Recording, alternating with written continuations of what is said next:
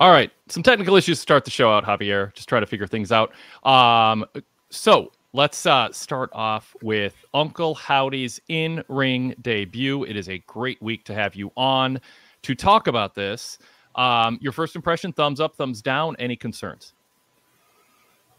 It was fine. I'm happy they didn't do the more spooky stuff, although, Fiend did explain some of it.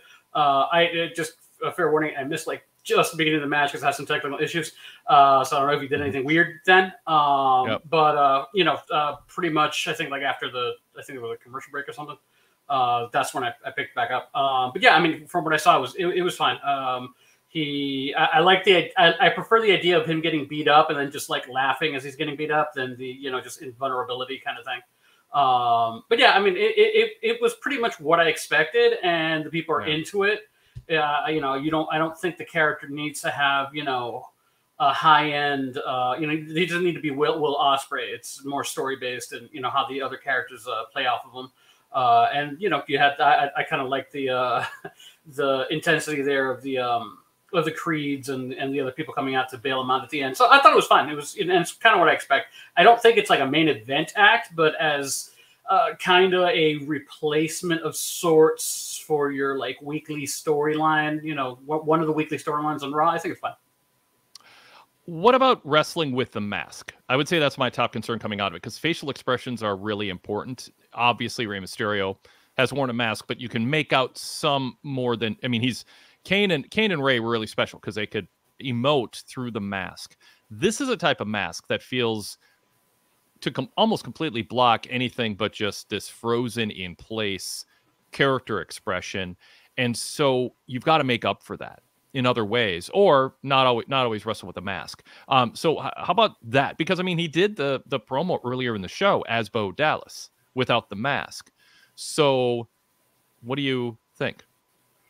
I think what they should do is just make sure his mouth is more in focus, and he needs to really act through the mouth. And he did some of that today, and there were a couple of close-ups, but you kind of need to do that a little bit more throughout the match, I think.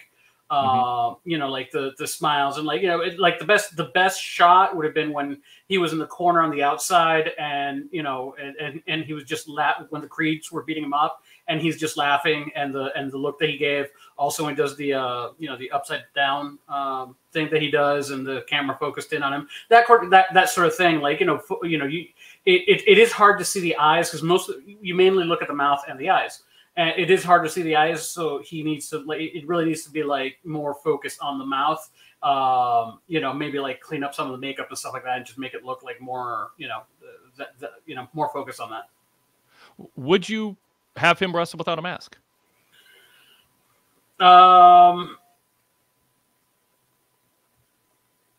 Maybe. I probably would have designed the mask more like a domino mask, more cover just this part and leave a lot more of the bottom part off, so that I think would have been a little bit better because it covers you only see the little bit here. I think that would have been better, and use that mask in promos and stuff, or skits and stuff like that when he's appearing as Uncle Howdy and not Bo Dallas, and then during the wrestle just that kind of superhero mask. Yeah. I mean, again, I want to see more of him before I draw conclusions about how his character is going to come across. Because Uncle Howdy has been a pretty well-drawn character as a sequel to Bray Wyatt, and Michael Cole is outright acknowledging they're not. It's not like they said it once and they're moving on. It's part of his character that he is following up on his older brother, and he's gathered more lost souls. And so they're leaning into that. They're not hiding who he is. They did the, Howdy interviewing Bo. And so and again, it's just one match, but it's what we have to work with here in terms of his wrestling moves and style.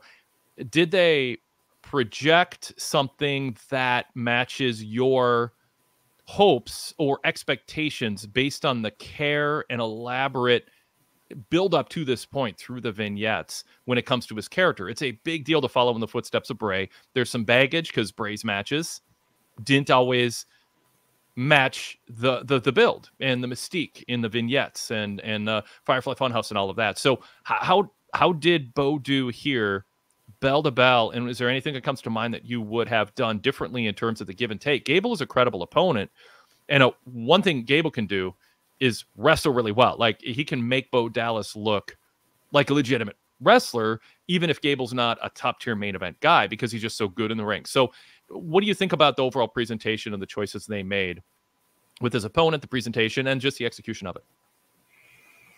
I mean, it was good. Like you mentioned, Gable is probably the workhorse of this generation in WWE with the stuff that he's been doing.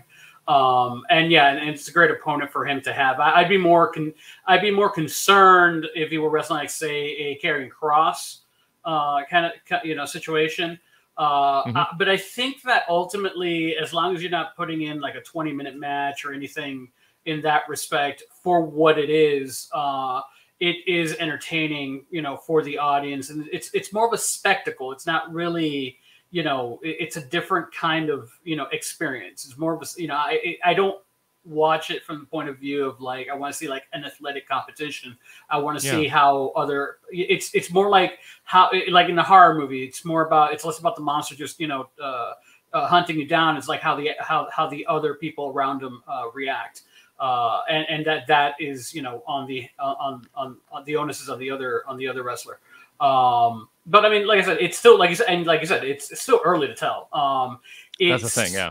Yeah. So it's good. And again, it depends on how they're going to frame it, how much time it's going to take. If this was obviously in the main event because it was the debut and you wanted to have, give that a spotlight. But how many how many Monday Night Raw main events is it going to get? Or is it going to be more like, how they've been using, because that's the thing. It feels like they're going to be using them like how they've been using Gable on that level. It's just something you're probably not going to see them too often on PLEs, for example. I'm not really, expecting that. Again, it's a 3-hour show. So I think it's like, it's entertaining to, for a kind of like a 3-ring circus. It's just one of the rings. It's not going to be your main event, but it's it's some it's kind of like the clown show. I don't want to say clown show because it's not it's meant to be funny. Even though she had it's kind of based on it. Fiend was kind of based on it, but that's kind of the feel I got for him. In terms of Chad Gable, just talk about him in this role and how you think he did. This is a lot of pressure. This is a character WWE's invested a lot in. And he had to go out there and, kind of protect his character. I mean, he's not, going to be a perennial world champion centerpiece act, but he wants to go out there and not just be fodder to take just a ton of bumps. And there was a lot of give and take in this match. How did Gable do not pulling a Seth Rollins in terms of how he feared him? And again, the roles are different with the kind of a babyface heel dynamic reversed, but did Gable show deference to the mystic nature that Cole talked about that this character has in the mind games, and also look like he, in the end, that Uncle Howdy beat somebody, like he beat somebody credible? Like, talk about Gable's role in this and maybe broaden it out to, does he benefit from this feud? Is this a good use of him? Or does he come across as just purely a stepping stone? I think it might be stepping stone because I'm assuming not stepping stone, like it's I think the Y6 come out of this as victors. This is going to be they're going to be their first feud, and I'm assuming that's they're not going to have them lose their first feud, and likely win their second, and then eventually we'll find out where they're heading, where they really have it heading. Because I mean, right now you have the factions you have, because it is a faction. You have the after this you have the Authors of Pain. Or a Final Testament, the overall group. So you have Final Testament, and then you also have the Judgment Day after they're done with whatever they're doing with that. So there are groups that they could wrestle from this point on, and like moving up, and then I think it might even be from their point of view, from the the booking point of view, that they're going to see whether this has legs and has momentum, because right now it's like, oh, you got the Firefly stuff and the cool entrance and the moody music and some of the stuff going on. Is the crowd going to continue on the side is the crowd going to continue like, or they're going to just become jaded to it and just not, and then like kind of start tuning out. So I think that's where it goes. And the fact that you have multiple people involved, though, I think would keep him from becoming less ill about Bo Dallas, especially because you could protect him by having Gacy, Rowan, and Loomis wrestle in his stead. Yep. I want to talk more about this and plenty of other topics. We'll even talk some Sid. But first, let's pause and introduce the show. This is the Wade Keller Pro Wrestling Post Show for Monday, August 26, 2024. I'm Wade Keller, the host of the show, editor, publisher, and founder of the Pro Wrestling Torch Weekly newsletter and the website PWTorch.com, where you can find my TV reports covering Raw, Dynamite, and SmackDown, along with live PLE and pay-per-view coverage on weekends, including Bash in Berlin this Saturday afternoon, 1 Eastern, noon Central. So don't forget about that, and then tune in at 7 o'clock and see spoilers in the meantime. It is like I almost forgot about All In. Yep, exactly. That's why I'm saying it. I think there were. I was worried even when I knew what time it was. I'm like, what if I was wrong and it was Saturday night or Saturday afternoon? It's a little confusing. I mean, it's not that hard. Obviously, there's harder things in the world than to keep track of what time something starts. But it does kind of like follow you around when you're a little spooked that maybe you're forgetting it. So anyway, yeah, check that out on our website, PWTorch.com, and also check out our array of YouTube shows and podcasts. Our flagship podcast is the Wade Keller Pro Wrestling Podcast that is not on YouTube. Search Wade Keller on your podcast app to subscribe. And sometimes it might be more convenient if you are watching us on YouTube to check out our podcast version. And so when you search Wade Keller on your podcast app, that'll bring up the red logo and the blue logo. Subscribe to both. If you listen to us on the podcast side of things, feel invited to join us live on YouTube. We'd love to have you join the conversation in the chat room. If you're a VIP member or Patreon supporter, you can become a video caller also. And as always, you can email the show at wadekellerpodcast@gmail.com. You don't need to watch us live on YouTube to participate via email. That's wadekellerpodcast@gmail.com. We had some emails coming in during Raw from people who weren't going to watch live, but they get to be part of the show that way. The other voice you hear and face you see on YouTube is Javier Machado. He is a PWTorch contributor. He wrote the All-In pay-per-view preview at PWTorch.com this weekend, and he is a frequent co-host on a variety of our post shows. Javier, great to have you back. Welcome. Yeah, always happy to join you.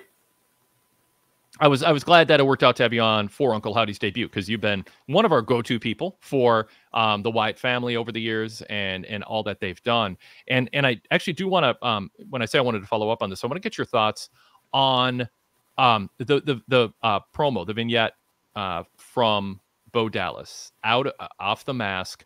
Did that stray into like Malachi Black, Aleister Black, Bray Wyatt, word salad? It doesn't add up to much. Or did this add a layer in context to his character? How did you feel about tonight's promo? Well, I mean, he mainly just it was mainly just him saying what his which underlining what his issue with Gable was, that family is important, and here's somebody who took advantage of a family, and that it's not family if your family's to tears. In other words, he didn't really care. He was just using them. So that was kind of that was the general gist of the whole thing. Done in the I guess you want to call it gobbledygook kind of.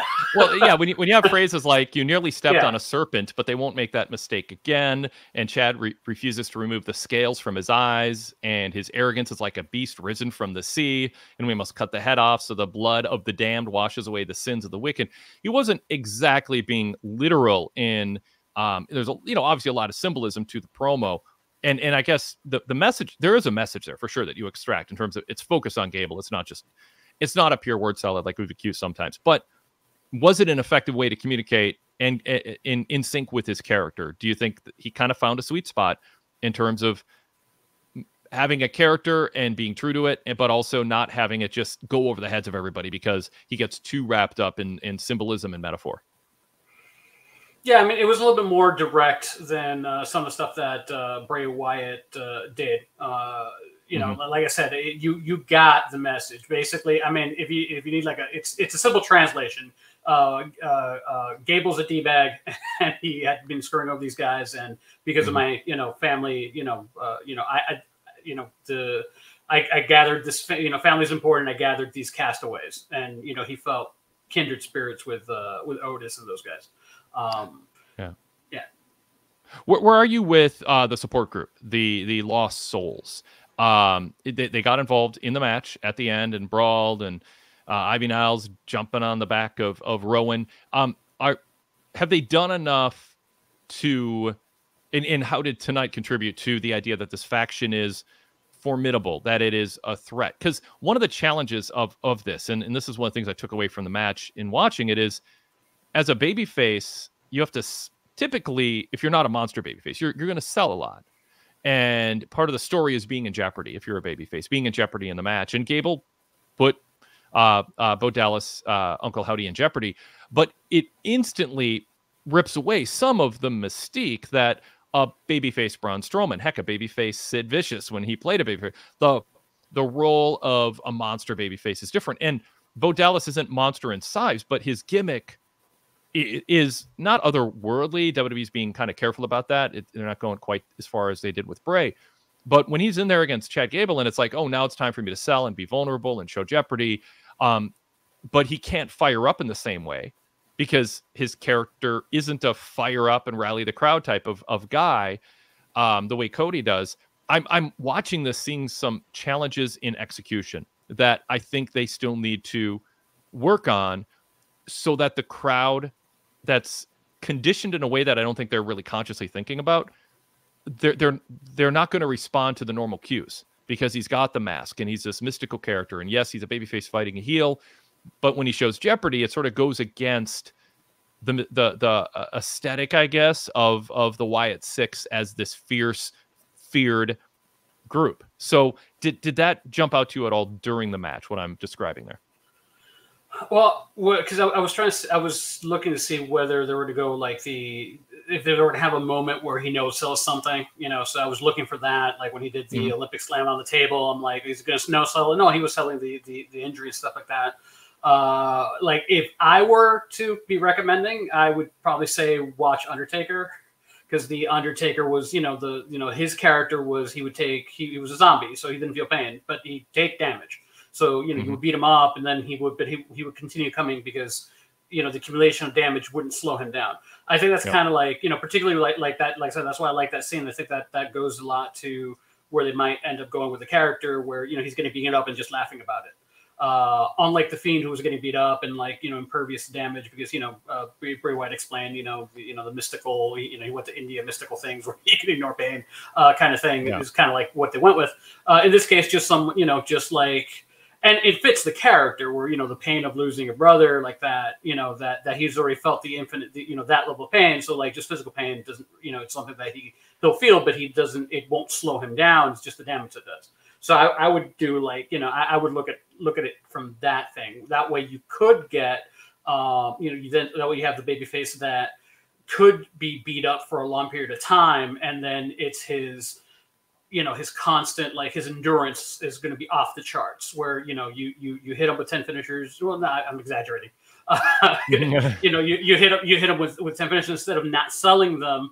He'll be able to get up after, taking some significant damage or just laugh at you to pause, make you pause long enough to, so you get an opening, that kind of thing. I think you could do that with him where it's more mind games than, necessarily being, like Fiend light. Because I think that's the biggest concern would be, is he Fiend light? And so far it didn't feel that way. So, but again, got to see a bigger, a bigger amount of work. Or a lot less amount of body of work and just use it for special occasions and have the rest of his crew be the ones that can take the beatings and the loss, and then he have to come, and then he saves them. Him being the leader, and then he saves Gacy from getting beat up, and that kind of thing.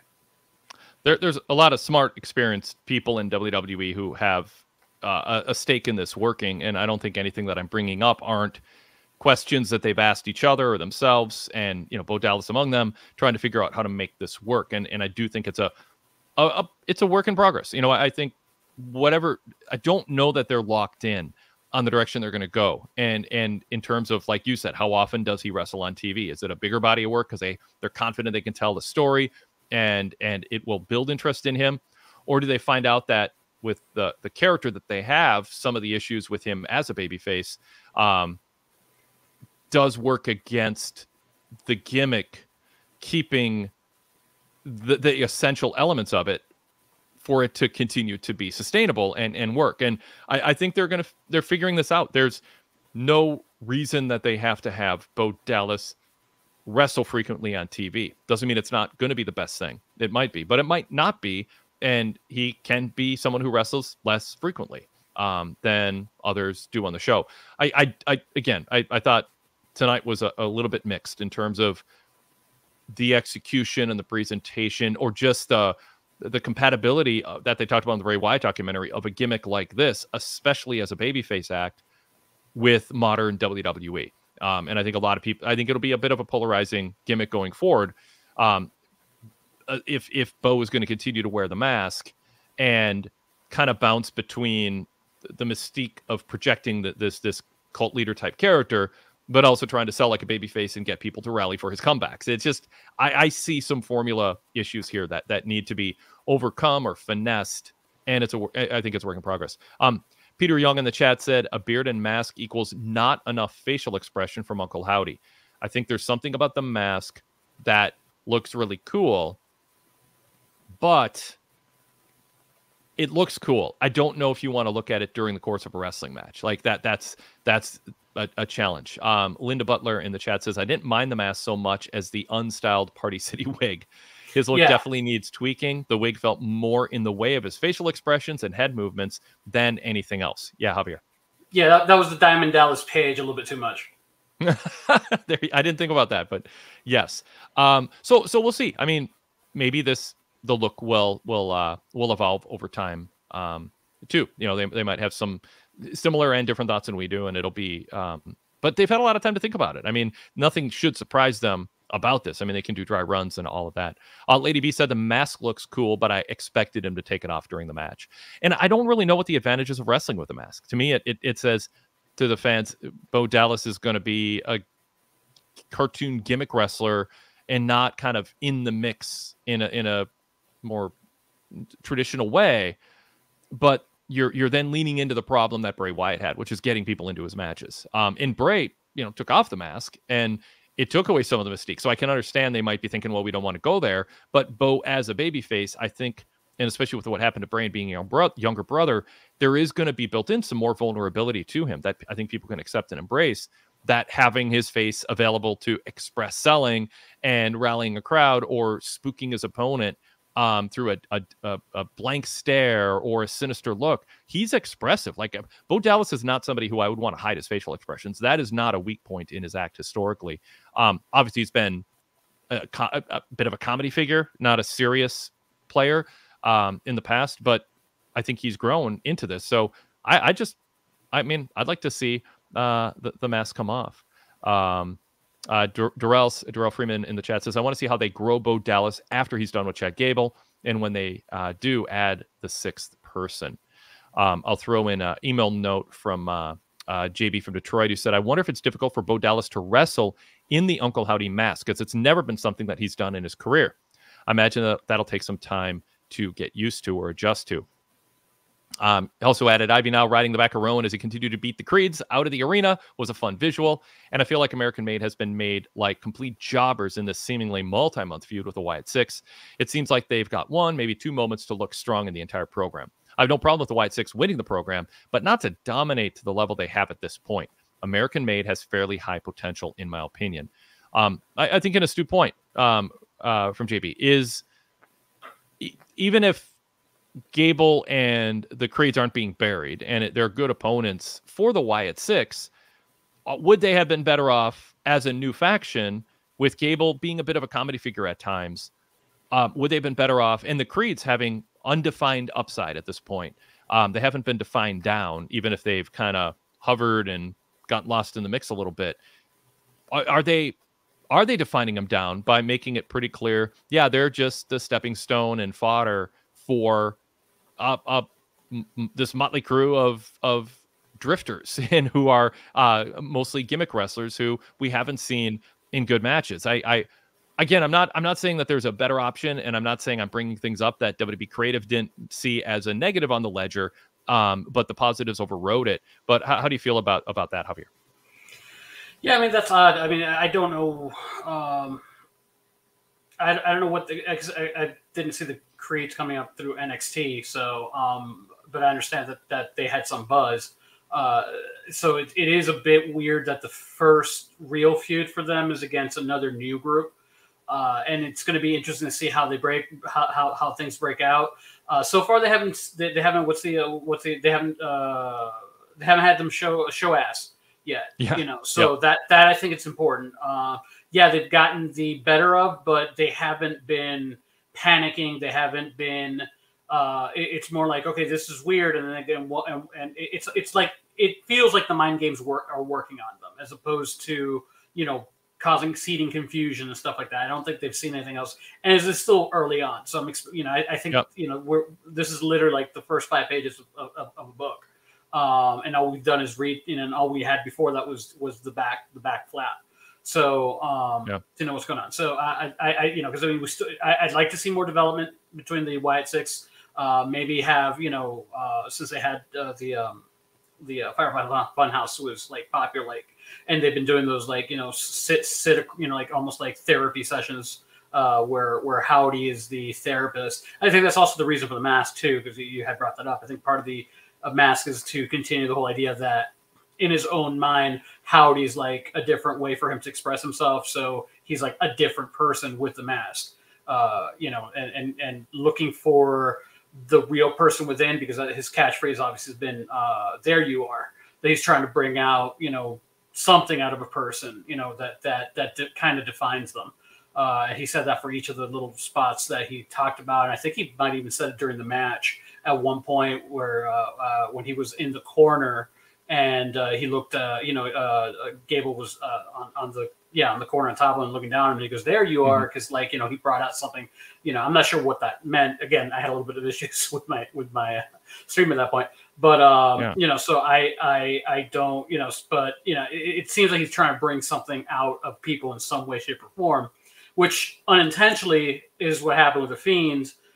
Unintentionally, because this is actually intentional. Same thing with the, Testament, where they're trying to changing people. So maybe this means that I'm seeing the real kind of angry character, like this like mean character, the meanness inside Gable, maybe something along those lines. But again, this is like first chapter. You just got a lot more to go. Yeah. So I'll throw up a couple more comments from the chat room. Cy T says, without the mask in a match, it's Bo Dallas, B team connotations and all. Do you agree with that? That if the mask comes off, Bo Dallas just feels B team and the mystique is gone? Because I don't. I think he's a legitimate successor to Bray Wyatt, and Bray Wyatt was Husky Harris. That didn't stop people from thinking of him as a big deal. I don't think Bo Dallas's history should stop people from looking at him as a big deal. A lot of wrestlers overcome early gimmicks and take on something that has gravitas to it. The question is, can Bo Dallas pull it off? But frankly, I've been impressed with his vignettes, his sit-down promos, and the videos so far. So, I mean, I'm just, my inclination is I'm all for demasking Bo, and I disagree with IT that Bo Dallas, by definition, can never rise above, the guy shooting his arms in the air, trying to beat Mr. Inspiration and, his other gimmicks. Yeah, I mean, definitely at least tweak, if not remove, at least tweak. Because, I mean, I think, like I said, like a domino match would be fine. Yeah, I mean, my biggest issue going into this, my biggest issue was the whole, whether this was just going to be a carbon copy of what they had been doing before. And the thing is, the other thing that we don't know is if they're going to stick with them as baby faces either. Right. So, I know. Maybe, because it could be that they're just writing this as a baby face because people were going to cheer them at first to begin with anyway, and then pivot over. Because, I mean, remember, they killed security guards too when they first appeared. So, it could be that they have a thing where, they're angry with the abusive family. Who's to say that this doesn't then turn, after they finish with this feud, it turns on the New Day. since obviously the New Day are having problems, and the New Day is, you know, being in a face position, or you know, turn to another group that's having issues, if that's what their gimmick is, or their, you know, their motivation, the motivating factor is that they might, you know, if there's someone who's trying to quote unquote fix the broken people, what if they see Sami Zayn as a broken person, you know, after his loss, and they start hunting for Sami Zayn? So there's nothing guarantees them actually staying as a babyface, and that way you just write off the excitement at first, and then you switch them over. So you know, so there's still, again, that's why it's like so early. We just go, you know, talk about like what we see immediately, as opposed to, you know, really planning out ahead. Yeah, well, we're the Raw post show, so we have to talk about tonight's Raw. No, but you know what I mean. Yeah, no, I do. It's just, it's funny. It's like, well, we can't talk about this yet because we don't know enough. I'm like, no, we have to. It's a post show, and we're here to talk about what we know so far. Yes. All right. Back to chat room. Pun says Howdy needs some arm tats, and adds they should just redub him Bo Wyatt. Why didn't they do that? Yeah, I don't know why they just didn't rename him.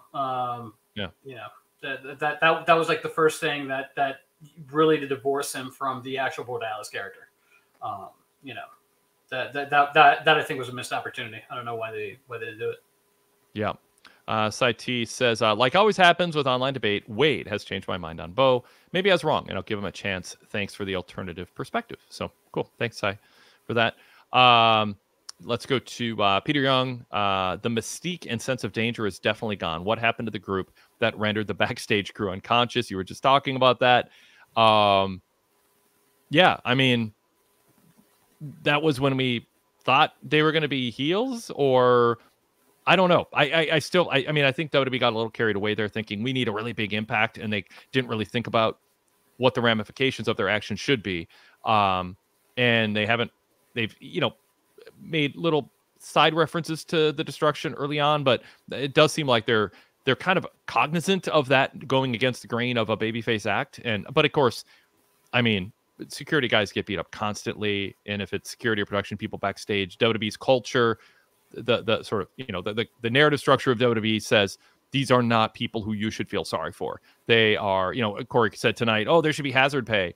Yeah, you hope so. But we're to not. It's sort of like on Star Trek, the original Star Trek, they didn't mourn the deaths of people who had never been in the show before, who went on the mission and then got killed.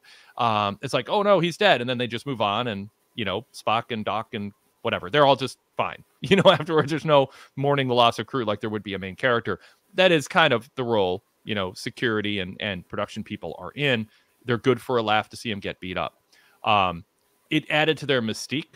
So going kind of back to the comment, is the mystique gone because I wouldn't say they've shown vulnerability, but the origin story is one of lost souls as opposed to like agents of destruction. So where are you on that, Javier?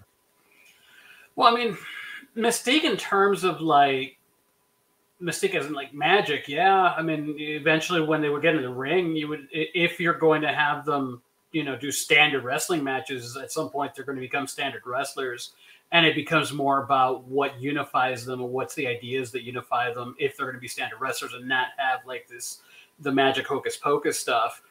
You still have the access to, you know, screwing with people's heads and, having somebody, playing the lights on, lights off game and appearing behind them and, you know, that kind of mood music. But if you weren't going to just have them be, you know, because I mean, I would have wanted a 5 Fiends out there, you know, no selling everything. Yeah. But you know, I mean, they're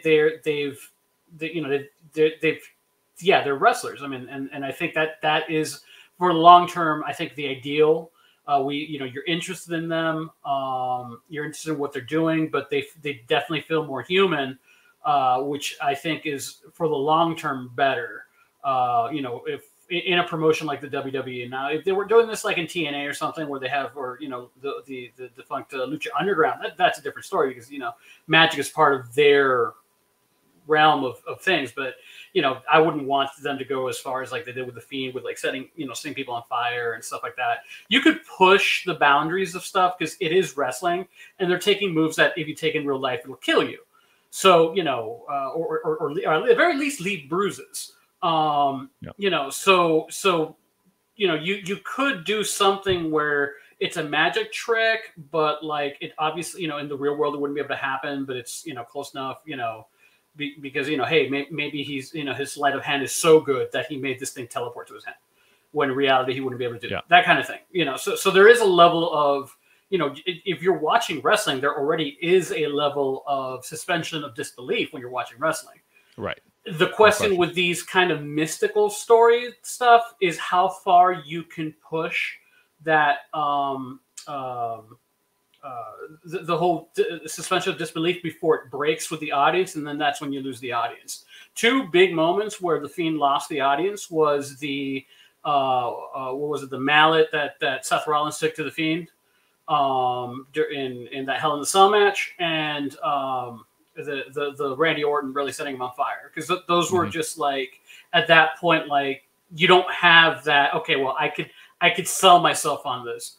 So yeah, I mean, I think the closer you stay with them, really normal human beings, but like broken, I think that is better overall.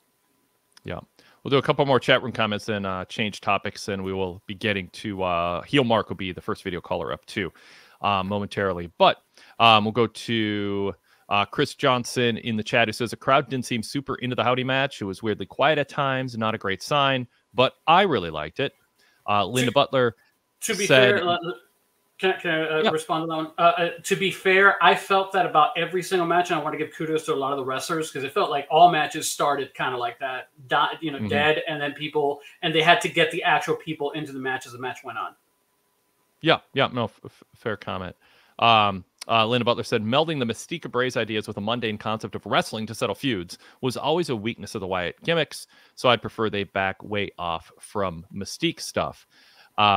And addressing that topic, Javier, have they backed off from Mystique stuff? They talked about mind games. That was sort of the line with Goldust back in the day. We don't really know what his true feelings are. A lot of what he's doing is just mind games to get in his opponent's heads, and we've seen multiple examples of that over the years.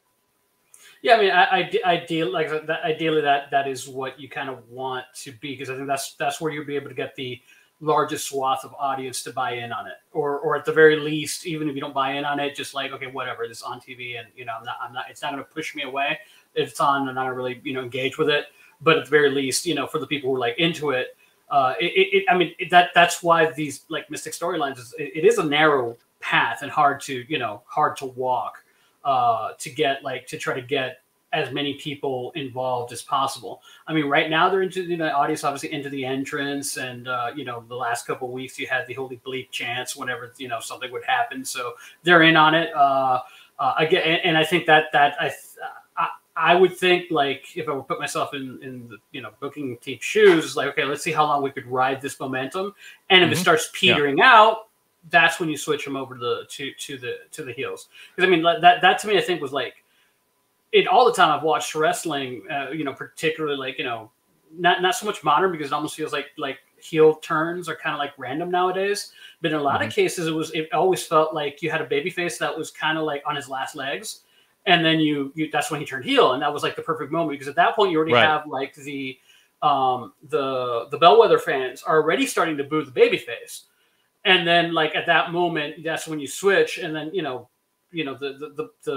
bellwether fans were tired of a stale babyface, lead the boo, who were starting to boo already, lead the boos in when he turns heel. So I think that's like the ideal way to handle a group like this for the time being. Yeah. Yep. All right. I want to get another subject in here. We're deep into the show. I really wanted to talk a lot about Bo Dallas and Uncle Howdy, but we had another Drew McIntyre, CM Punk segment. Drew McIntyre just tearing it. I mean, there's a lot to talk about on the show. We got the Bronson Reed, Braun Strowman parking lot brawl, which I think a lot of people are going to remember more than anything else in the show. Randy Orton's promo, which was something. I mean, some good, but also just, it was, I don't know. It felt like a going away speech or something. I don't know. It had weird vibes to it that I want to get into. So a lot more to talk about on the show. And obviously the tournament matches and whatever. There's other things. So, but Drew McIntyre is just spectacular. He goes out there. and says, "Hey, isn't it great to be alive in Providence?" And some of the fans are cheering, and then you can imagine other fans in the building looking at those fans going, "Stop it! Drew's making fun of Punk. Don't you know what he's doing?" And Drew goes, "I could go on first if I talk about myself for 5 more minutes, and then I talk about how I've drawn sellout crowds and how WWE's drawing sellout crowds, which I had nothing to do with." And he called out Punk for that, which I called him out for it last week. It was a weird thing to say. People asked me about the crowds, and then Punk sort of, in his wording, took credit for them, while also not taking credit for them. He did both. And so Drew seized on that, as he should have. And then he ends up, sitting down in the middle of the ring. And I don't know. To me, it comes across as a bit of a psychological takedown of him, a dismantling of Punk's babyface character that might be a little too effective. And then he had Punk come out and jump him, which, by the way, Corey Graves, clearly had a view of him coming in the ring. And he's like, "Drew's waiting for Punk." And it's like, clearly off camera, Punk is running right past Corey Graves, and Graves isn't saying anything about it. I know announcers are not supposed to address anything that's not happening visible to the viewers at home, but that jumped out as, like, if you're an average viewer going, "Why didn't Corey say something or gasp before the attack?" But that's just a side item based on the way WWS thinks. So, Javier, open table to you to talk about that segment. Just to be fair to Corey Graves, there was I think it was Best of Super Juniors, where the wrestlers were wrestling behind Kevin Kelly on commentary, and they were about to leap over him, and he's like, and he didn't even realize it because he's looking at the monitor in front of him, and it wasn't until like it panned down and he saw himself. He's like, "Oh my God, they're right behind me." So to be fair, if Corey was just looking at the monitor, he's seeing the same thing we're doing. Just to just give him out there. But yeah, I was nodding along with everything Drew said, and then and he said, "Oh, he's afraid of me because he'll never come at me direct. He only attacks me from behind." And what does he do? He attacks him from behind. Yeah, I mean it was a total a total teardown. I think the only thing that really keeps McIntyre in the heel role is him talking down to the audience and like, "Oh, you're enablers. Oh, you don't know what that means. An enabler is someone who encourages somebody to do bad, to do stuff that's hazardous for himself. And, you keeping him, pushing me is going to be hazardous to him." I thought it was a great line. Yeah. So, I mean, it's interesting because it feels almost like what they're doing is telling a story that if you're like anti-Punk, you're like, "Yay, Drew," kind of like me. But I think that the people who are Drew fans, Punk fans, still going to cheer him anyway. Because they're mindless sheep. But no, I'm enjoying the actual back and forth promo stuff, like that's going on. Although this is a little bit longer in the truth at this point because it does feel like it's been going on forever. I know, granted, it's because of injury issues and stuff like that, but so I am kind of ready for them to move, get past this and maybe even revisit it down the road at some point, but it has been going on for a while. Maybe the roles are reversed when they revisit it. I could see that as a possibility. Because, I don't know. It some of what Drew is doing feels like not only permission if you want to boo Punk or not be on his side, but almost laying the groundwork for Punk to not be seen through rose-colored glasses that I think a lot of existing CM Punk's fans have. Thought there was a telling line too. He said fans have to live with the scars that he gives Punk after their match, because he said they have chosen nostalgia over the warrior who has always been there for them during the darkest of times. So that was another great line. Love that line. Oh, totally. Because it's the pandemic era, and some of the issues that Drew has with Punk is he was gone during all this time, and Drew addressed, "Hey, I'm part of the reason going out there every week and that we're drawing these crowds, and you came back to a really healthy company." It's why some wrestlers in AEW resented Punk showing up, because he got the top paid contract, but he walked into getting a top paid contract based on something that they worked really hard to create and cultivate and build. And suddenly Punk is making more than, everybody else and more than most 5 other people combined. And so, Now, granted, I'm not saying that's a fair perspective because everybody has their own way to become stars, and Punk paid a ton of dues. I was there for those, indie shows and Ring of Honor shows, 20 plus years ago when he was, building up who he was and in creating the template for the big star that he became. But nevertheless, Drew is playing into that, and effectively so, because Drew's the guy who in real life did not have that WrestleMania moment as a babyface to be the centerpiece. And by the time the pandemic was over and crowds were back, we moved on. And then Cody came and took his spot, and the bloodline. It's just whatever. There's a lot. There's so much truth to his pain that he expresses now, I guess is one way to put it, that you can't help but be tempted to be sympathetic to him, but he pulls off in the end just kind of being nasty and patronizing enough, or condescending enough probably to not be worth cheering. Yeah, the other important thing about the whole Drew scenario is you got to remember that before Drew became champion, the title was kind of just hot potatoed around, people who were in that level of championship. And he was actually one of the first wrestlers in a long time that was built, that they told a story, like a year-long story of him actually finally getting that moment. And remember, it was from Brock Lesnar, and Brock Lesnar they were doing the whole thing with Brock Lesnar, being a part-time champion too. And it was so it was a big deal that, when he won it, and he was a really strong champion during that era, but he was all during the pandemic, during the, the no crowd era. So yeah, I mean that was he carried that era in WWE. Absolutely. In the chat room, Sergio Cruz says Drew roasted Punk tonight. I usually lean towards Punk, but Drew tearing Punk's character apart only for Punk to jump Drew from behind was not a good look. So yeah, I mean Drew winning over fans one at a time, perhaps. Javier. And to your point of them laying the seeds for an eventual Punk turn, I'm assuming the next opponent for him is going to be Seth Rollins. So are they, and I think you'd probably want Seth Rollins to go in as the babyface, yep. I'm the one who did this, and kind of scenario. So basically the same thing Drew is doing, but from a babyface perspective. Yeah, good point. I do wonder what journey we're on with Punk and what they have in mind, and how crowd reactions are going to steer or dictate. Maybe they have several ideas in mind, or a couple, and how Punk holds up on the microphone, physically how he holds up in the ring, how crowds respond to him might help them choose at a fork in the road which way they go with him. And I could imagine them having a intended scenario, but an alternate scenario too, depending on how things go. And then, Punk just got to stay healthy. But Drew's material is better than Punk these days. I think Punk gave Drew material to work with this week, last week.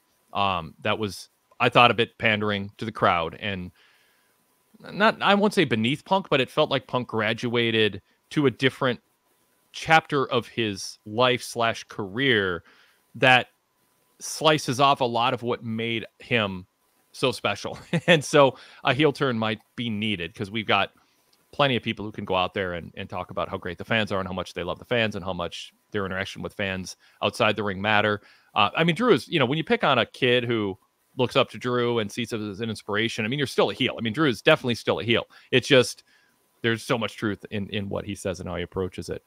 So I mentioned the Randy Orton promo. Javier, I want to throw to you on that. What'd you make of Randy's promo, talking about his history? And I thought the strength of the Randy promo was when he talked about Gunther and saying that that the differences between them, and that Gunther hasn't, that there's an arrogance to him that he wants to, RKO out of him. And so there was definitely good. He said that one thing they share in common is being egotistical pricks, but he was humbled. He's been humbled, while Gunther has not yet. And I thought that gave fans a real hook for Bash in Berlin. I don't know if they'll get it or not, but the hook is, yeah, Randy's the guy to humble this arrogant prick.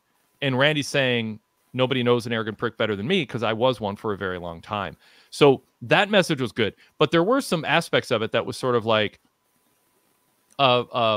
I don't know, retirement speech, Hall of Fame speech, my career, and I've done this and I've done that. So what and I'm not even saying it doesn't work to cement who Randy Orton is right now, but it is a little bit jarring. And then you have Michael Cole teasing the sit-down interview with Randy. He's already taped. That'll air on the pre-show on Peacock on Saturday, where he goes, asked Randy what it's like, how he feels about the fans cheering him so much and why he's embracing them so much. And my mind is like, well, there's merch money. That's nice to have fans embrace you when there's all this merch money coming your way during this chapter of your career. But obviously Randy will give a very different answer. And Cole said, stay tuned for that. It's really revealing. Is Randy getting a little sappy, but does he have enough equity built up as a badass former prick that it's okay? He can actually spend that equity before he seems soft or lame or uncool. Yeah, I mean, I'll break this up into 3 parts. The first part was like the most babyface part of it, where he explains the change a little bit, and with a little bit, I guess, a little bit tease of what's gonna, because Michael Cole mentioned it on the commentary. And talking about how like the line where he says that I never, not these words, but like about people singing his song, that kind of thing. It felt more like he was saying, okay, look, I'm now a babyface in the vein of white meat babyface in the vein of Cody. I think that's kind of like that first part of it, and I thought it took you 15 years. Yeah, it took you 15 years. That was a fun line. But and I found that inspiring because he gave the story on how I was a dirtbag, just to not curse, and he made a lot of mistakes and he grew up and he talked about and you saw me grow up, so I felt that was inspiring, that I became a better man. I became a better man over time, and you got to see that, and so I found that part of it inspiring. So I like that part of it. What you mentioned about him, like when directing, talking about tying that into the Gunther thing. But yeah, there was a portion of that where it kind of kept going, and I'm like, okay, now it's beginning to feel that this might be like kind of his last ride. That he's it felt like, because I remember was it. I think it might have been Danielson when he was still in WWE, and he kind of made some comment, and that's like the start of Danielson's bucket list of people he wants to wrestle, because he started wrestling some random people in WWE that like, I think he had the match with AJ Styles, and I'm like, this felt like we're never wrestling again. That was the kind of match they gave us. Yeah. It was like a random match on. It was like a random match on SmackDown. It was like it's like the dying friend. I mean, not to be too heavy about it, but it's like the dying friend who suddenly is contacting all his friends from high school and college. And he wants to have one last dinner with you, or lunch or phone conversation. Yeah, doesn't exactly tell you why, but he knows it's the last time he's going to have a chance to kind of catch up and maybe apologize for some things or address some things. Yeah, that is what that felt like. That third part of that speech is kind of what it felt like. And I'm like, hey, and maybe this is his last real big top program without him, and then he's just going to be like, high level, legend, gatekeeper-y kind of, Brock Lesnar kind of, thing. Yes. Okay. Let's bring Heel Mark into the conversation here. Mark, we'll bring you on, and I know you've got some things to say for sure about Bo Dallas. Welcome. Good to see you. Hey, guys. I got a lot of stuff to say about... Hi, guys. It's not Wednesday. I wasn't trying to do that. I know you weren't trying, but I had to call you out on it. Excuse me. I've been fighting flare-ups like all week because of the heat bouncing up here.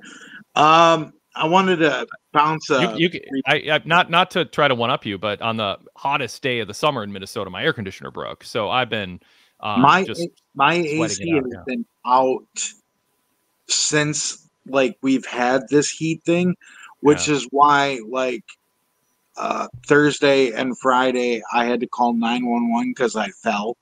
Oh man. And I fell out of my wheelchair, so I had to call 911 because my flare-ups are that bad. Yeah. I have multiple sclerosis, so I don't know if you know anything about that disease. Yeah.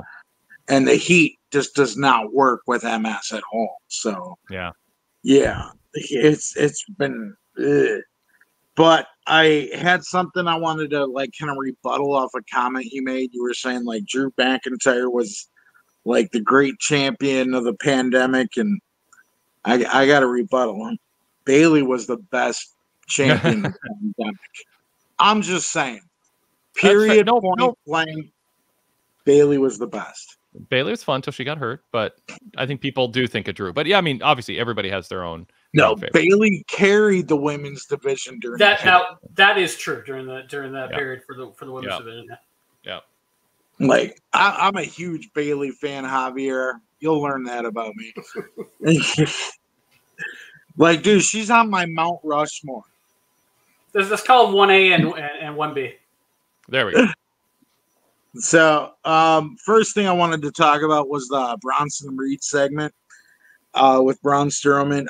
Dude, I thought it was awesome, very memorable. Like, especially with the sparks flying and everything, that was kind of cool. There's like the one negative thing that I really want to bring about this, and that's with Bronson Reed. Okay, I have nothing bad to say about Bronson Reed. I love Bronson Reed. It's just when you build a character up like this, right? And then he's going to have to lose sooner or later, right? And when he loses, it's going to be like, okay, then he loses, now what? That's what that's like me as a fan. It's just like I just don't like it when you do that. It makes it seem like he's so unbeatable, and then when he gets beat, it's like I thought he was unbeatable. So we saw with Braun Breaker losing to Sami Zayn, and people are like, oh, I didn't expect that to happen, but it did kind of take away this idea of everyone just waiting for a loss, a meaningful main roster loss. And it's sort of like, okay, we got that out of the way. He's vulnerable. It wasn't a dominant performance from Sammy or whatever. You can say Breaker underestimated him, but that got taken care of. I don't think Bronson Reed has been so protected that's the thought. And Braun Strowman's been around long enough. He's not like an undefeated guy, but they are clearly, Javier, trying to build up Bronson Reed right now. After it felt kind of start-stop, halfway there, pull back.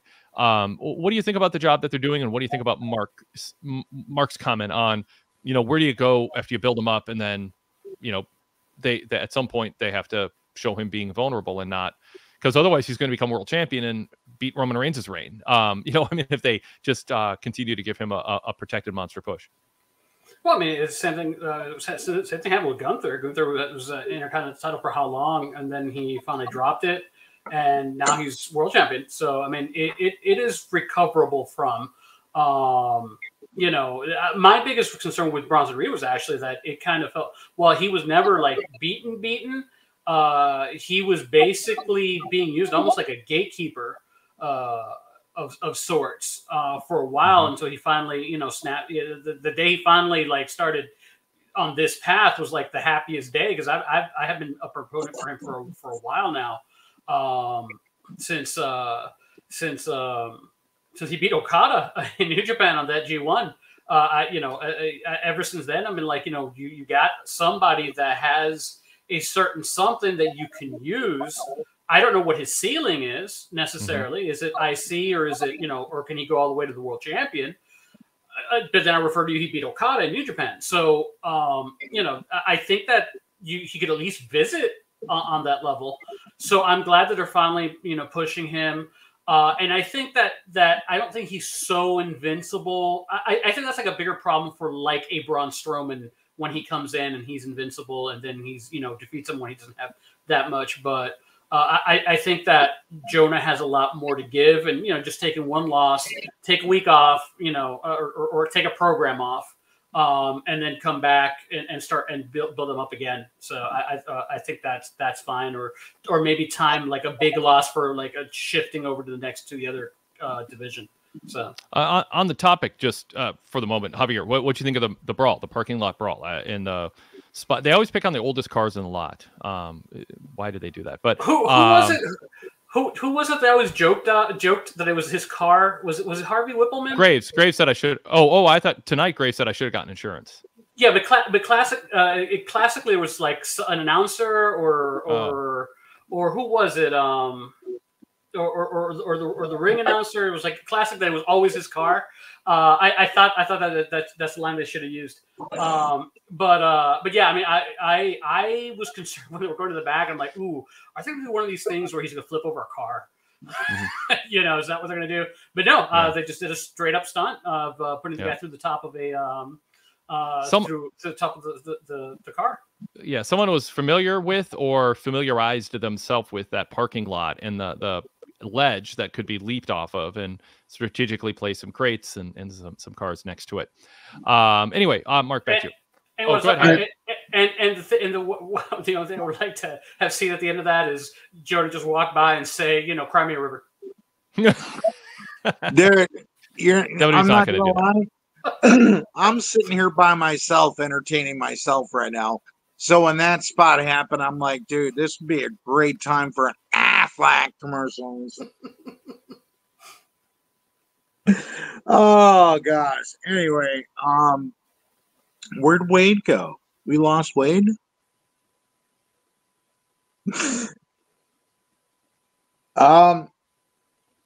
Next thing I was wanting to talk about was the Judgment Day segment, because I believe in Daddy Dom. So Dirty Dom needs like more slammies, because I think he's gonna get some more slammies this year. I honestly think nobody is better at being a heel right now than Dom. There's lots of different kinds of heels. Dom is an excellent heel, and he has carved out a special space in pro wrestling today in terms of being a heel. I mean, I don't think the boos were as intense tonight, but the crowd tonight wasn't as red as some. But the boos weren't as intense, but they're still there. And yeah, he's something special. I heard now there was something on Logan Paul's podcast that he spoiled that there's going to be a tag team with him and Dominic Mysterio. Did you hear? Like, I was like, whoa! I would get behind that. I mean, there's a long journey to go before we get to that making any sense. But Javier, what do you think about the prospects of that? I mean, they fit, and yeah, I mean, there's going to be. I think that would be like what happens after all this is done. Like if the Judgment Day completely falls apart, so it'll be down the road. Like we're talking like WrestleMania or something like that. Or WrestleMania in 2 years or 2.5 years. Yeah. I don't see any rush. Yeah. Yeah. So and it could be like involving his dad and everything. As the opponent. So. Right. So yes, I mean that would be interesting. The other thing about Dominic is that he also does a lot of the little things when he's not the guy who's speaking. The little mannerisms and like the little facial expressions. Between him and Carlito, it's like it's hard to keep your eye on. Try to keep an eye on both of them at the same time as people are what the reactions are. Yep, Mark, back to you. I'm so sorry. Yeah, no, we muted you. You're fine. Coughing episode there, couldn't help it. This is the next thing I wanted to bring up before I get into the Uncle Howdy rant or discussion. The Sonya Deville action, which, gosh, who knows what? I can't remember what they're calling it. To me, it's just like I want to like it, like I really do, because I want to see something happen for Tony Stark. I really do. I want to see something good happen for Sonya Deville. Like everybody in that faction, I want to see something good happen for them. But it just seems like they keep getting run over every week. And I'm like, is this what they're supposed to be? Like, I'm just sitting here with question marks in my head. Like you built them up to be like this, like, brick, house, and it just seems like they're just getting demolished. Yeah, I mean, there's not a ton of people, Javier, who are going to get TV time every week in the women's division, and you can't have a force that's just so dominant that they just plow through everybody else. You have to have some vulnerability. But have they put those three in a position where they look like they should be more badass than they actually turn out to be in the ring? Well, yeah, I mean, because weirdly enough, they have gone through everyone because they mentioned it. They took out Zelina Vega. They took out they eventually 10 tag teams. And the thing is that they left no lasting impression. That was a problem.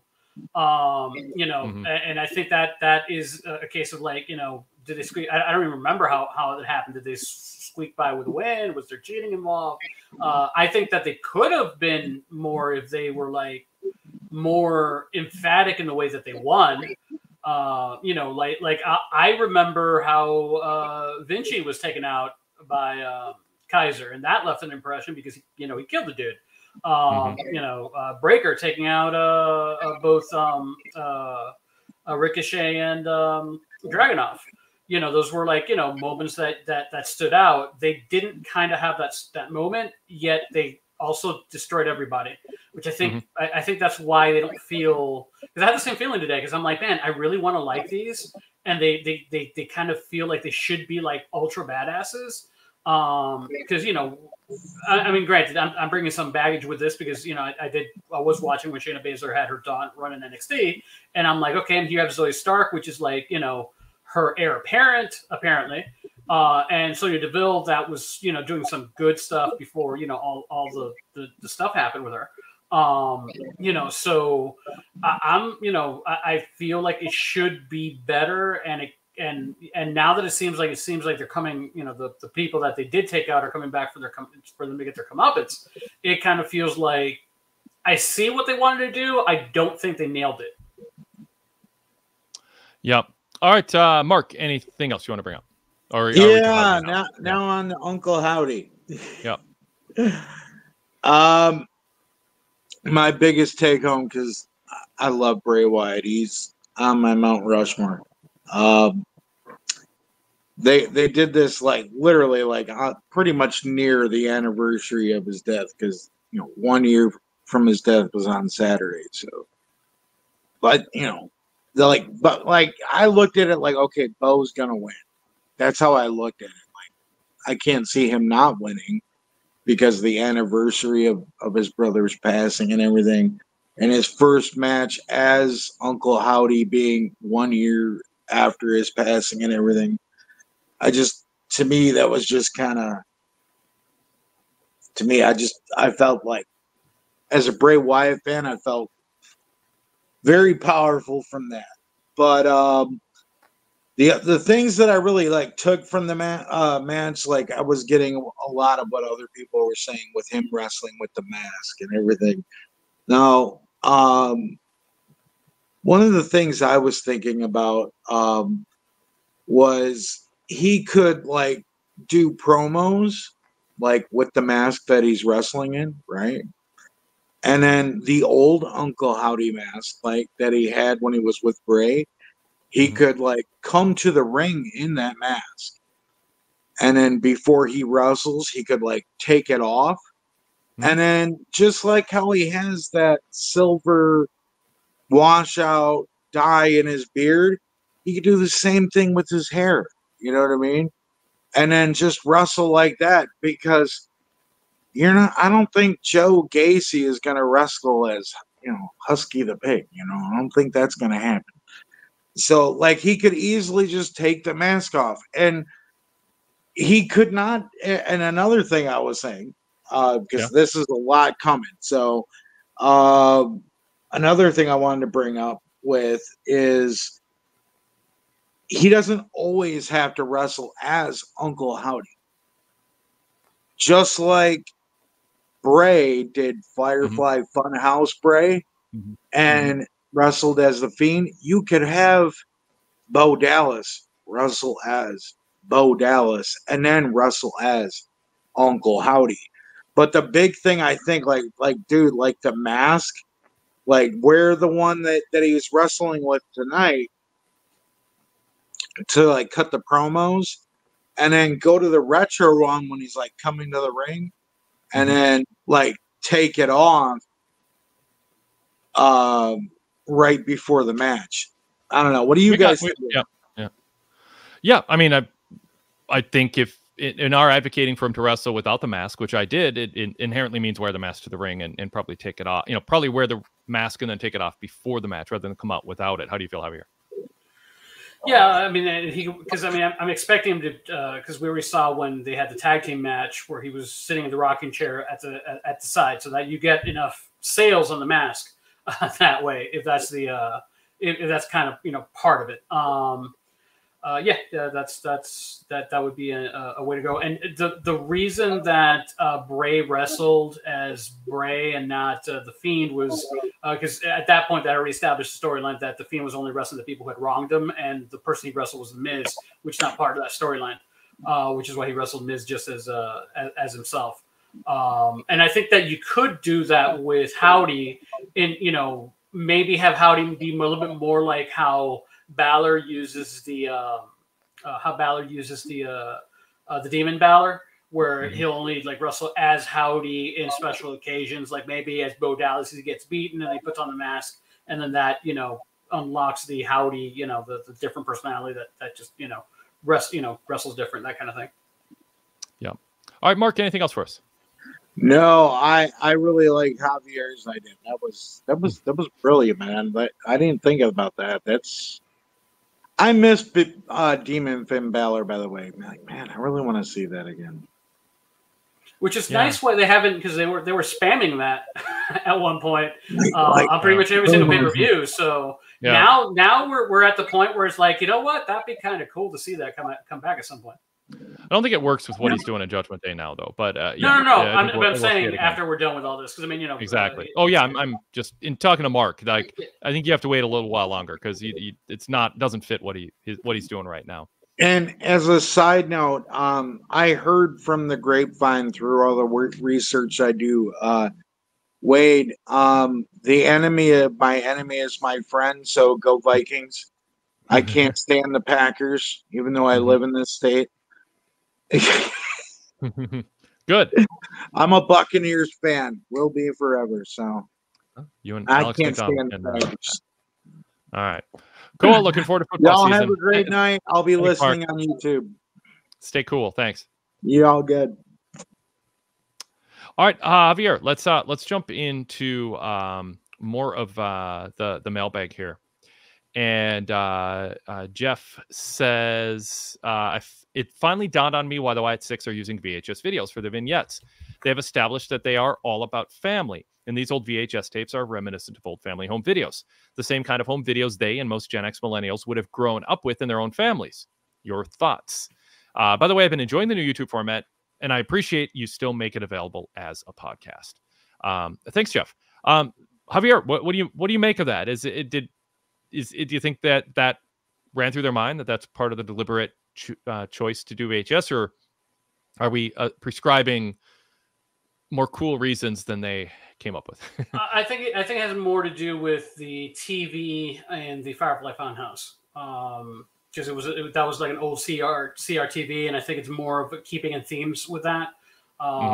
Since the different characters of the Wyatt Six are basically the dead puppets that were left over from when the Firefly Funhouse, because they showed it at some point, and the idea being that because my idea of what the Wyatt Six were going to be when Wyatt was still alive was basically the Firefly Funhouse had come unleashed from its place, and the actual different people were the different puppets essentially. The spirits of the puppets possessing the various individuals.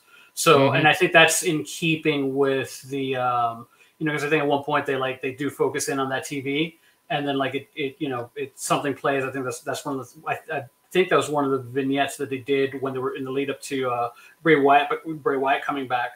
And I think that's just a continuing play on, seeing the old video stuff.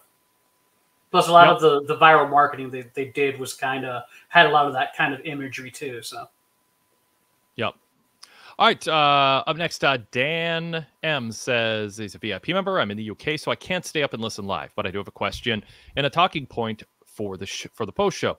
Why on earth are the baby faces always the ones who beat up security guys? It'd be bad enough if both baby faces and heel wrestlers beat them up, but twice tonight it was Braun Strowman and CM Punk laying hands on guys just doing their job.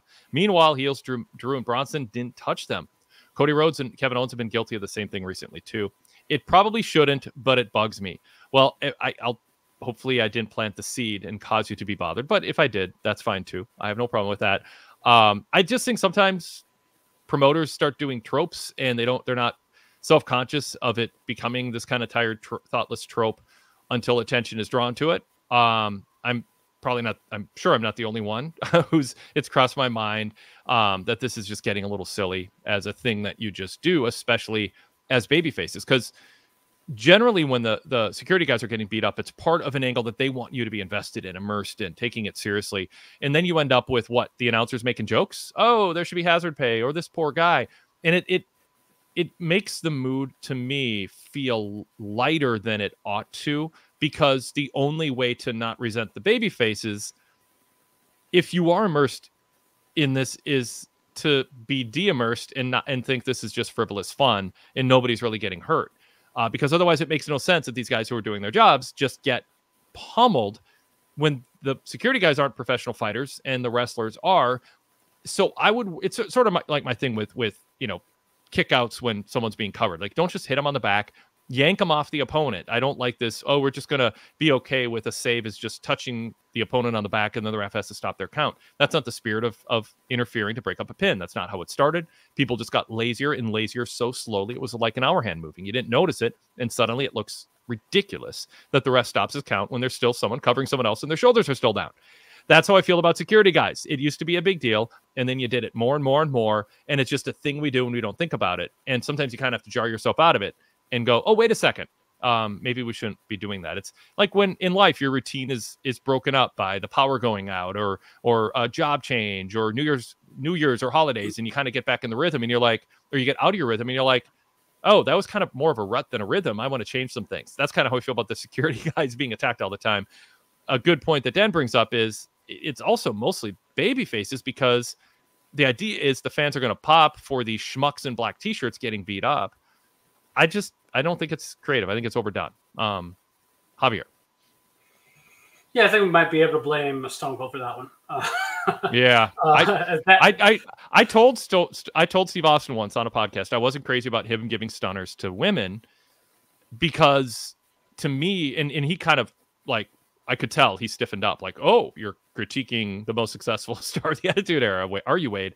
But I saw that as making light of his finisher. I don't like KO giving, stunners to random people quickly either. I thought it kind of dumbed down what should seem like a really serious move that can win a match for you against a very difficult opponent. And when you start just doing it for comedy, I think it diminishes it. And that's kind of, it's a good example, Javier, honestly. And beating up security's kind of become like that. Yeah, I mean, it's funny because I forgot the term of it. I just read about it recently, where it's something that you start doing and then you just, and it just, as whatever it is keeps going, it just keeps getting done, but you forget why it was done in the original. Like lumberjack matches. Well, or like oh my God, this is a blast from the past. As we talked about this, like 5 years ago at this point, because there was a question about the you get one break of a pin, and why is there only one break of the pin? Because originally it was you're not allowed to be inside the ring illegally with a tag.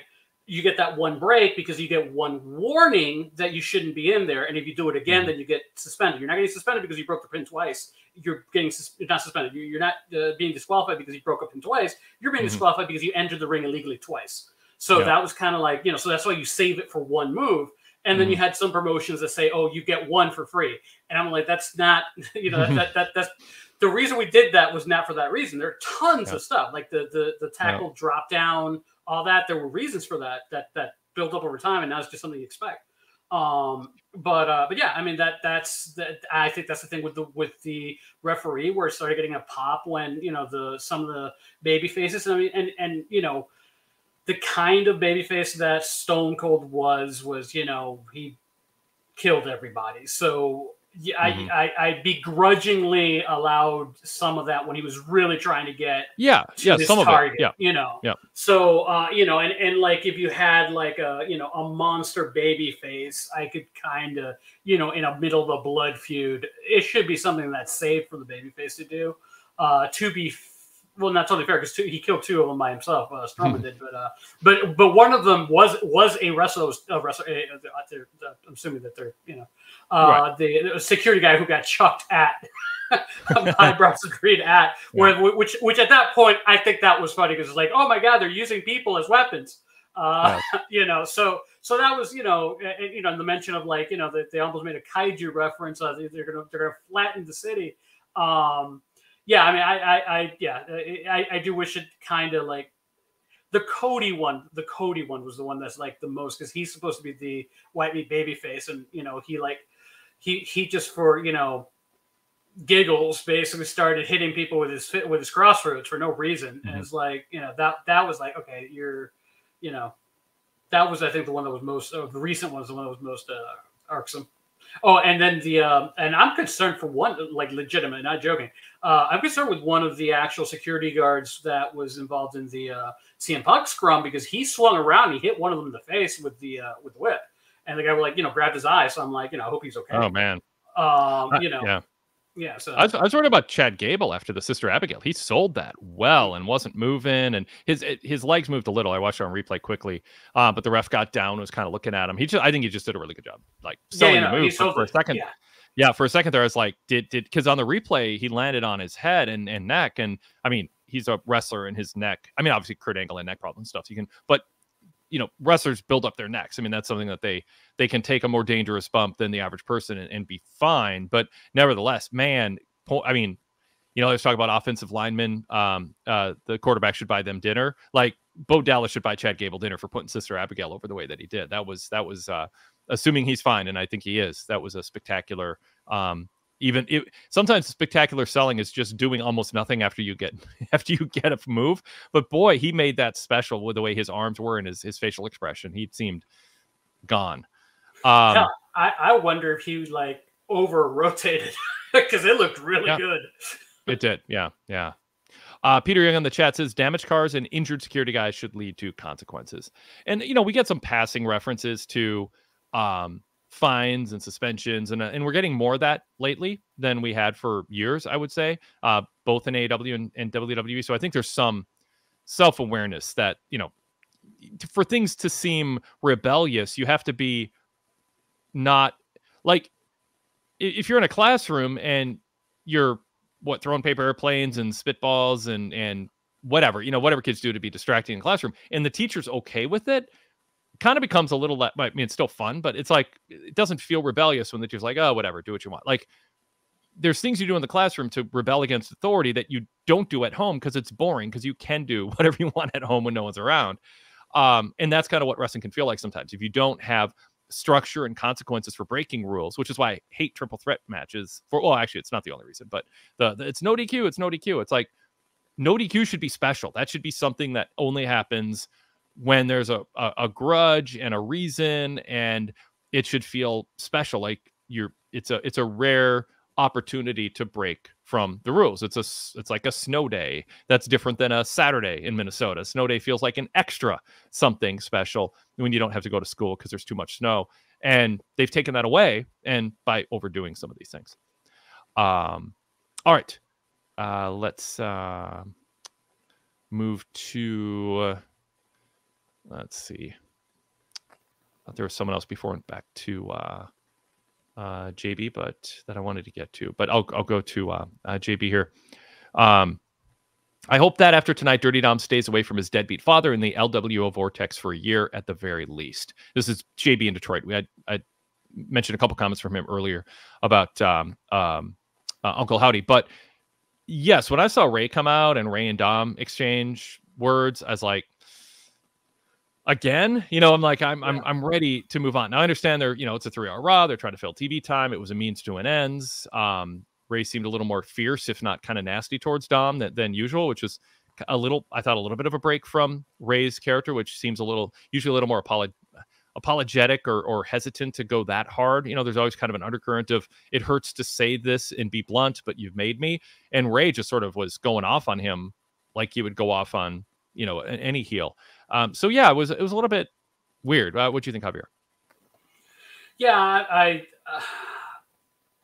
I am concerned if Phoenix and Penta Romero come to WWE, because I have not been super happy with a lot of the particularly the Lucha guys having, because I mean Dragon Lee, I mean like I thought Dragon Lee was going to be a breath of, you know, like revitalized LWO, because I mean LWO is what, Rey Mysterio, and the two jobbing tag team guys whose name I can't even be bothered to remember, Cruz del Toro and Joaquin Wilde.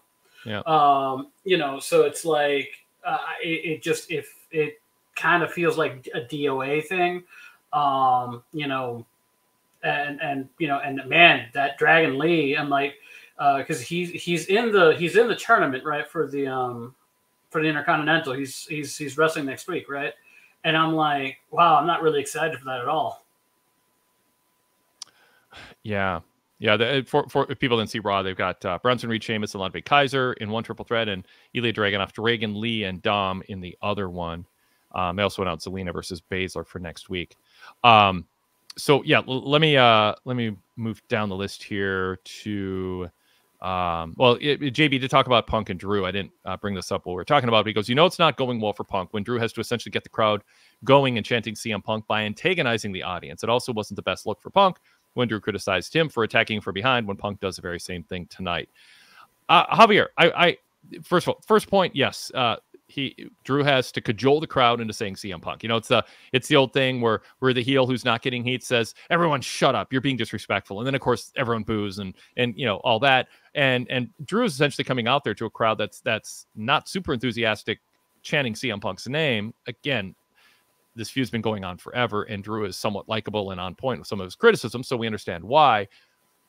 But and there's a lot of WWE fans who just weren't around for Punk's glory years, and they're waiting to see what's so special about him. So a lot of things are working against Punk.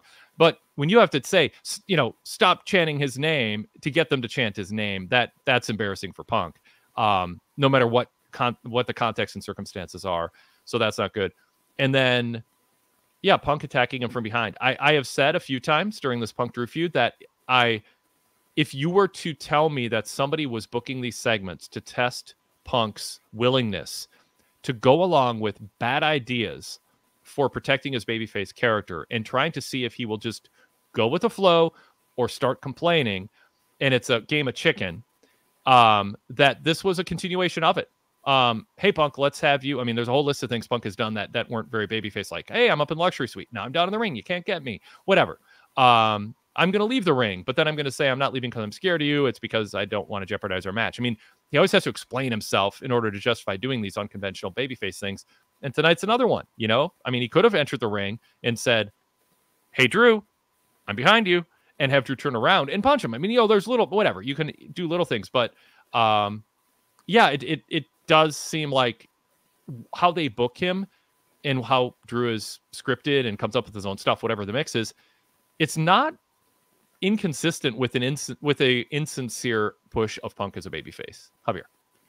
Oh man, you forgot no, I don't care about the bracelet. Give me that bracelet. You know, yep. You know, you have that. Yep. I am wondering, and I haven't heard this, if Punk went into business for himself when he said that, and they're like, oh no, we're not done with the bracelet yet. And now you have to care next week, because that was not in the script.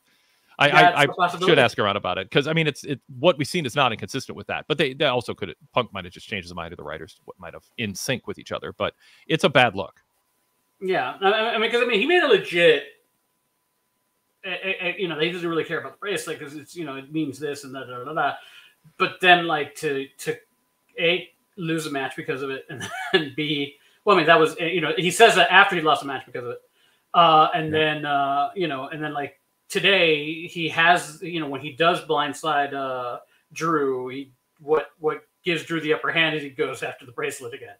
So it's like, you know, and then Drew making, you know, like really selling home the point of like, you know, this piece of junk is enough to, you know, drive you nuts. And, you know, you know, so which again, like in general, I don't have an issue with it because it, you know, it's the, you know, because when Punk explained is the meaning behind it is what it means, is what what gives it its weight. But like the way that he was kind of like wishy-washy about it, and like, and again doing the dumb babyface thing of like squirrel, because he sees because he saw Seth Rollins with the thing in his hand, all that stuff was just like, I would co-sign with that with the theory of someone's particularly trying to put the screws to him to see what happens if he's a good sport. And the thing is, or maybe they're thinking this is a good way to, this almost feels like 4D chess, so I don't totally, I mostly discount it, but maybe it is the way to, like, this convoluted way for him to turn heel. And, because I'm honestly more excited of his possible matchups, Cody Rhodes and Roman Reigns, and they're both baby faces now. So, yep. And I mean, I talked about it last week. I think Punk feels like his babyface character spinning his wheels a little bit. I thought last week's promo was a struggle. It was too long. It was kind of meandering. It was a little self-centered, a little delusional's not the right word, but I just said it. So I sort of am putting it out there. Like, people ask me, why is WWE so red hot? And his answer should be, why are you asking me? I wasn't around for the WWE got red hot without me. I'm just riding the wave that I jumped onto. That's the humble thing to say as a babyface, going, I'm just starting to carve out, there should be a self-effacing comment. I wrestled twice, on TV so far. I'm not the reason, but he didn't, it sort of slipped into, he's taking some credit, and to a degree he deserves some credit, but it's a babyface should self-efface more than the average, observer or critic would, like, to show some humility and let other people come to his defense. So yeah, he's still getting good reactions. He's not, if he stays babyface Raw, there's going to be good matches there. We got to get past Drew, because Drew's too effective at, just deconstructing the Punk character right now. And boy, does he have free reign to do so. And Punk is too proud to say, hey, that hurts too much, because Punk thinks he can come back against anyone. And I think he's thinking back to who Drew was when he was last there and going, this guy's beating me on the microphone. No way. But he might also not be aware that he kind of is, and it might be chipping away a little bit, but you can't tell Drew not to do it. You just got to change your material to make it less prone, or less available to be skewered like it is. I wouldn't be surprised if he ends up using all this criticism about him when he turns heel, and use that to bitch about it. Yeah. JB says, I'm not the biggest Braun Strowman fan, but I do think WWE did a good job making the Battle of the Behemoths match between him and Reed tonight feel bigger with the video package. WWE consistently does a good job making good to average matches feel good, and good to great matches feel excellent with their elbow grease. That being said, Braun versus Bronson is a bit confusing. Hopefully there's never a triple threat with Braun Breaker. With that being said, I could have done with fewer high spots in the Strowman Reed match. This isn't the style that I want to see big guys wrestle, generally. We know that big guys can be athletic. It's been that way for years now. We aren't seeing anything new. If anything, I think it's taken the luster of the big athletic guy trope. Stick to power moves and what is fine between those moves.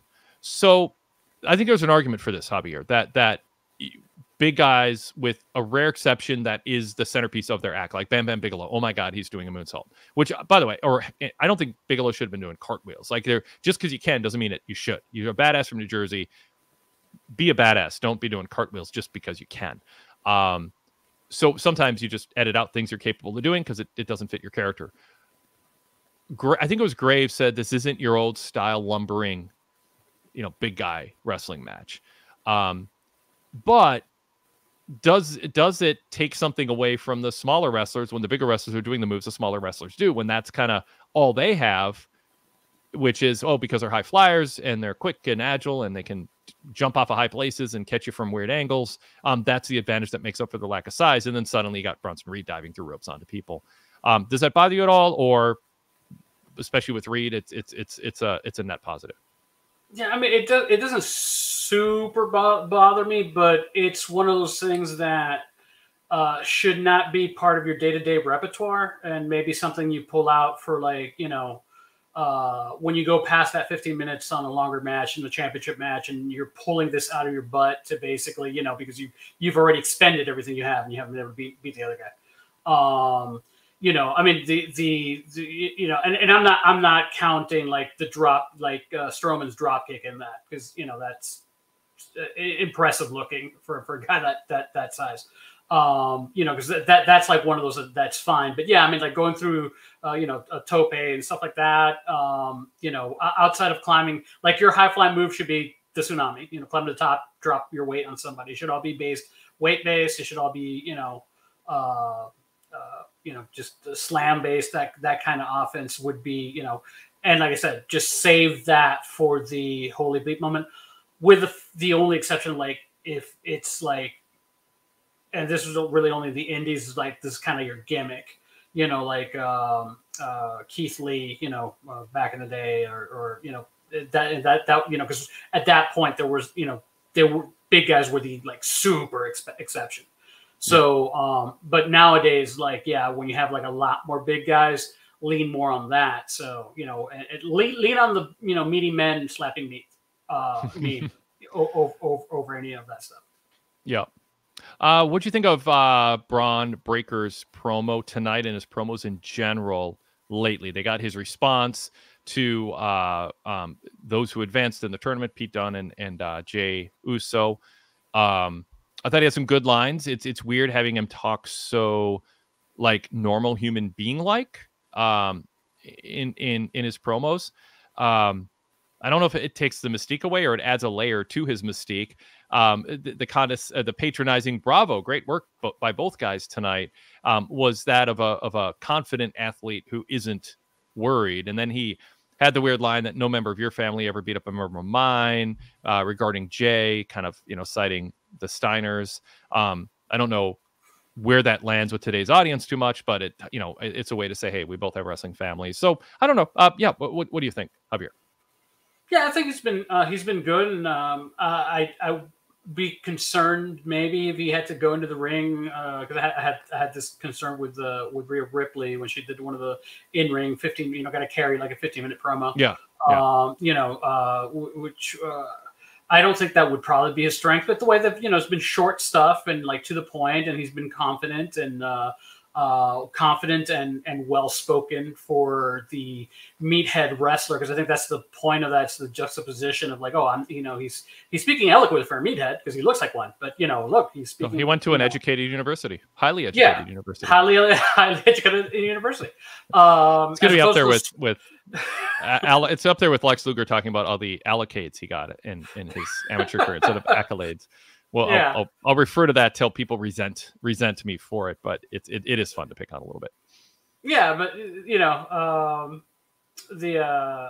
man, now unfortunately, maybe trying to remember who was the wrestler who had the accolade as his finisher, and he should have called it that. But yeah, I think he's done fine with that. I still don't think he should have lost his name. That just stuck in my craw. But yeah, I mean, I think he's overall done very well. And I'm wondering, I'm thinking like, okay, so who would most of the people involved or who I'm most interested in watching? Maybe, he's got unfinished business with Dragunov. Jey Uso seems to make sense. So, that's kind of like I'm running through some of the permutations of the people involved. So I think those will probably be my 1 and 2. You brought up Rhea Ripley. Just any thoughts on Judgment Day and how they, that was a big part of the opening segment of the show. Big chunk of the show. We haven't really talked about it. It just forwarded things. I mean, I don't think there's anything too different. It just tried to build up the mixed tag match, and we had some pretty intense brawling and big moves and then some promos and vignettes afterwards to promote it. Anything stand out?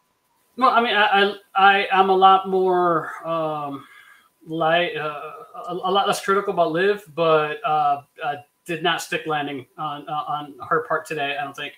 It was like this weird laugh that she gave. It was like, it kind of felt weird out of nowhere. It's every week she has a weird laugh out of nowhere. I mean, I forgive all of. That's what I'm saying. I forgive all of those. This one was just like, it was definitely not. It almost feels like she pressed the button for the wrong laugh, you know? Yeah, I know what you mean. Yeah. It was supposed to be and it was like, it's like if you're half listening to someone and then you respond and they kind of look at you like, that response doesn't fit what I just said. You weren't listening, were you? It almost had that vibe to it. Exactly. The overall, I mean, you know, they're doing fine. The charismatic people in that group were out of that group now, so they're not going to carry that kind of load. So, I mean, it's a different kind of charisma. I mean, JD's got a charisma, Dom's got a charisma, Finn Balor's been a leader of a, you know. Yeah, but I mean, to carry like a segment like that, you know, because they all have like different styles. That is a challenge. No question. I mean, Rhea is great. Has a greater than sign in front of her next to Liv, and Priest definitely comes across as an alpha big brother leader more than the others. Now it's this kind of band of annoying, you know, pests, without the gravitas. But that can work. It's a different incarnation.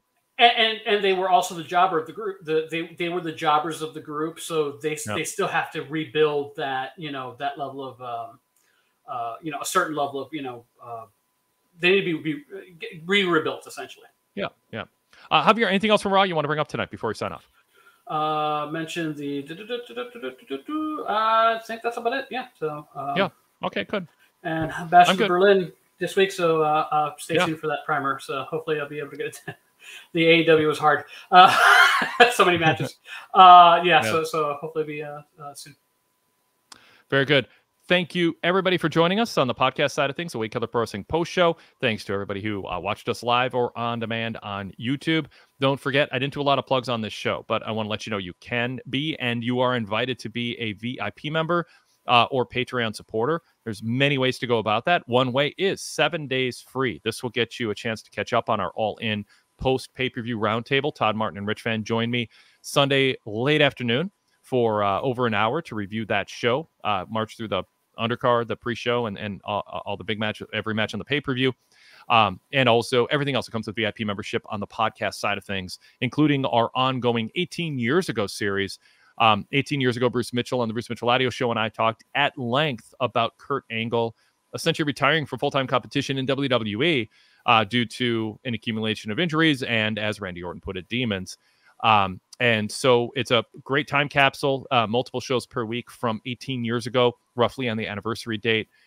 Pay-per-view roundtables from 2006, Wade Keller Hotlines with a ton of behind-the-scenes backstage news from 2006, Pat McNeil, Real Deal Pat McNeil podcast with vintage interviews and more, and then a ton of stuff covering current news, plus ad-free, plug-free versions. The commercials and pre-recorded ads are edited out of our free shows when you go VIP also. So Patreon's one way to do it, and that gives you a chance to kick the tires for 7 days and check it out. You can also go full VIP and get access to our on-demand 35-plus year library of back issues, our ad-free website, Apple Podcast compatible, and Android and iOS compatible podcast feed. It's single-click accessible. You don't have to enter a username or password in advanced settings in order to get our VIP shows. You get a subscriber-specific link when you subscribe. Full details on that at pwtorch.com/govip.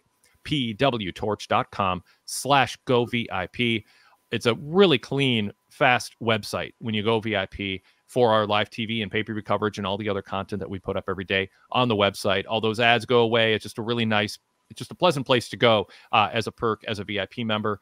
Plus, it has drop-down menus that takes you into rabbit holes of wrestling coverage dating back to the late 1980s, hundreds of retro radio shows from the 90s. I could go on, but I won't. I'll just point you to that website, pwtorch.com/govip. If you're not going to go VIP, you still are encouraged to subscribe to the PWTorch Daily Cast. Tons of great content on that feed. One of the shows is the PWTorch 90s Past Cast, where Patrick Moynihan and Alex McDonald review a Pro Wrestling Torch newsletter from 30 years ago that week. They go in depth on my coverage, my writing, my editorials. They highlight things I said that turned out to be true, touting wrestlers who flopped, all kinds of fun stuff to look back on what I had to write and the whole team at the Torch wrote at that time 30 years ago. Different show each day of the week, different themes. There's an AEW show. There's Acknowledging WWE with, Javier. You're part of that show. And all you have to do... Me. That is you. Yep. And so all you have to do is search PWTorch in your podcast app to subscribe to that show. When you search PWTorch, this colorful PWTorch Daily Cast logo pops up with different colors on the logo representing every day of the week, and you can go VIP. We also have our PWT Talks NXT show, all kinds of great content on there, and it is free. And of course, also as I mentioned at the top of the show, search Wade Keller to get access to the Wade Keller podcast, which is not on YouTube and features our weekly flagship. This weekend, we put up my long interview, over 90 minutes, I believe, with Stone Cold Steve Austin. Great interview with Steve. Just a like graduate course in wrestling insights and great stories. That is available right now if you search Wade Keller on your podcast app. New content, best of content, great long form interviews with big name former WWE writers, top name wrestlers like Steve Austin, and more. Just search Wade Keller and subscribe for free, and also subscribe to the Red Logo Show, which is our post show, which is this show. But when you subscribe on the podcast side of things, it allows you to listen through your podcast app also. All right, Javier, thank you so much. Give a little plug for acknowledging WWE and what you and Kevin, how you and Kevin approach your analysis of the product we just talked about for almost 2 hours here. Check us out. I mean, there's analysis in it, but it's mostly talking like two fans and like let the conversation go where it goes, where it may. Talk about complete random stuff. Particularly if you're a nerd, you'll enjoy it because a lot of nerd stuff. Talking about board games, anime, movies, all that other stuff. So check it out. It's a good time. Awesome. Thanks, Javier. We'll look forward to your preview of Bash in Berlin later this week at pwtorch.com. And thanks, everybody, for your support, and spread the word about our show. We'll talk to you next time.